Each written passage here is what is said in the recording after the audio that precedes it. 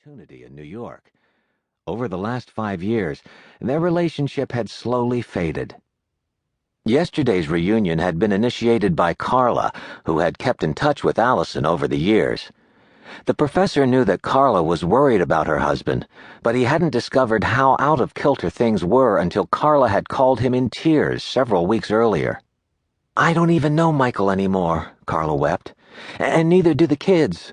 All he has time for is work and the next deal. Michael has always worked hard, but he managed to spend time with me and the children. He never does anymore. He doesn't seem to be close to or care about anyone at the office either. All that counts with him is the bottom line and what the Wall Street analysts think. I'm starting to think I'm living with a stranger. Would you talk to him?" Carla pleaded with the professor. "You're my last resort."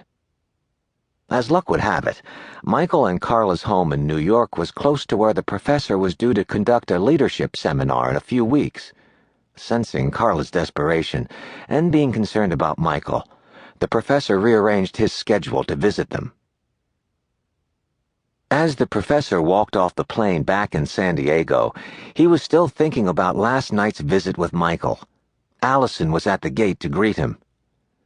As they hugged, she said, "I have some bad news. Michael had a heart attack this afternoon." The professor felt weak in the knees. He'd been with Michael less than 24 hours earlier. Carla called. "Michael stopped by the health club for a workout and just collapsed on the exercise bike. He's in intensive care. I think we should get on a plane early tomorrow." The professor nodded, then asked his wife if she'd called the minister. "Yes, I did," she said. "I knew you would want him to know. He'll meet us tomorrow night at the hospital." The minister, who had worked with the professor in mentoring Michael years ago, was now living in Dallas on a summer sabbatical from his church. As they waited for his luggage, the professor told Allison about his visit. "As Carla and I waited for Michael to come home, she filled me in on more of the background of Michael's situation. Carla told me that after Michael's big promotion and their move, his work schedule had been horrendous. At the same time, Carla said she had been engrossed in getting their kids settled in school.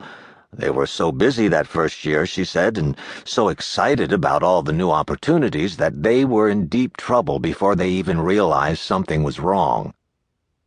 Carla had explained to the professor how the same gradual erosion seemed to have taken over her husband's spiritual health as well. "When Michael came home," the professor continued as he retrieved his bag from the carousel, "he and I began to reminisce about old times. I sensed that he regretted what had happened to his life. He admitted how the pressure at work had eroded away his time with Carla and the kids, and he talked about his loneliness and the choices he'd made the last few years. By the end of the evening, we'd even made plans to get together again." Allison sighed. "Carla and I were praying that would happen," she said as they made their way out of the terminal. "And now this." Late that night back in New York, Michael gradually woke up. His first sensation was of fear and frustration. He recalled the sharp, stabbing pain in his chest and immediately knew what had caused it. Remembering his father's untimely death at about the same age brought back the feelings of abandonment and loneliness that had haunted him for years. Was he going to leave Carla and the kids with the same mountain to climb? How could he have been so blind to the warning signs? And where was God in all this? Was this some kind of cosmic joke God was playing on him as his punishment for drifting away? Before drifting back to sleep, he called out to God for help with the silent prayer of a frightened child. The next morning, the professor and his wife were back at the airport to catch a flight for New York. As he leaned back in his seat, he began to think about how frustrations in his career had led to his friendship with the minister. The professor had started his career as a university administrator, but when he was asked to collaborate on a textbook with the chairman of the management department, his whole life changed. The textbook became a bestseller in its field and launched the professor's writing career.